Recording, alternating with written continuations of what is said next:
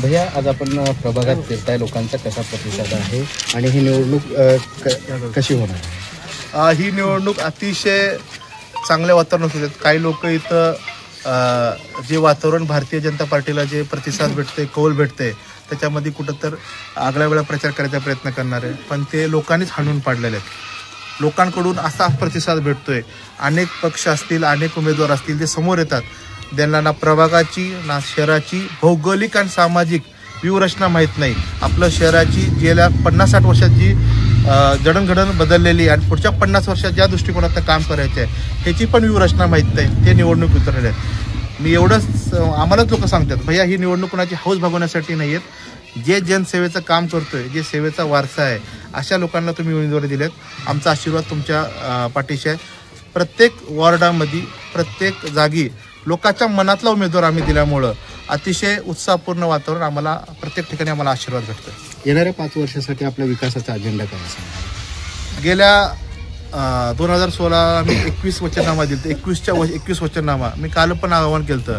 माझ्यामध्ये मला वाटलं तुम्ही मॉर्निंग वॉक घेत असताना ते विचारचाल.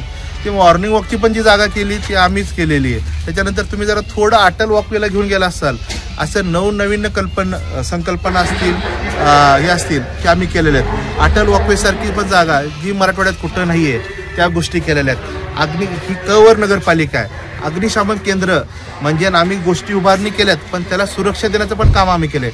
निलंगा शहर एकमेव कवर नगरपालिका असेल मराठवाड्यात जिथं अग्निशामक केंद्र आहे. अशा नवनव संकल्पना जे सुरक्षा आणि स्वच्छ सुरक्षा आणि सुंदर अशा माध्यमातून आम्ही उभारणी करूयात. 26 तारखेला आमचा वचननामा जाहीर होईल. 27च्या गोष्टी आम्ही तिथं उल्लेखनीय 27 गोष्टी आम्ही केलेल्या आहेत. त्या सर्व गोष्टी उल्लेखनीय काम करून आम्ही दाखवण्याचा प्रयत्न करू. जनतेला काय आवाहन करायचं? मी जनतेला एवढीच विनंती करताल, आम्ही सगळे उमेदवार तुमच्या मनातले दिलेले आहेत आणि मला माहिती आहे की तुमच्या मनातला उमेदवार दिल्यामुळे तुम्ही भरभरून आशीर्वाद प्रत्येक अध्यक्षांना आणि प्रत्येक आमच्या नगरसेवकाला तुम्ही देता. जे जुने उमेदवार आहेत त्यांना का संधी नाही दिली? जुने सर्व दिलेले आहेत. हो का, संधी एकाला दिलं.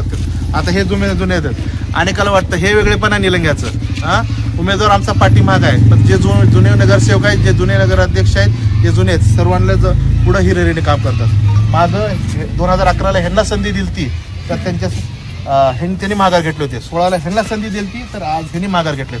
2025ला ह्यांना संधी दिली तर त्यांच्यासाठी हे पुढे आहेत. हे वेगळेपणा निलंग्यात आहे. त्याच्यामुळं संधी एकाला देता येते, इच्छुक 14 जण असतात, पण आम्ही सर्वजण नगरसेवक, आम्ही सर्वजण इथं निलंग्यातले नगराध्यक्ष म्हणून आम्ही ती जबाबदारी पार पाडणार आहे.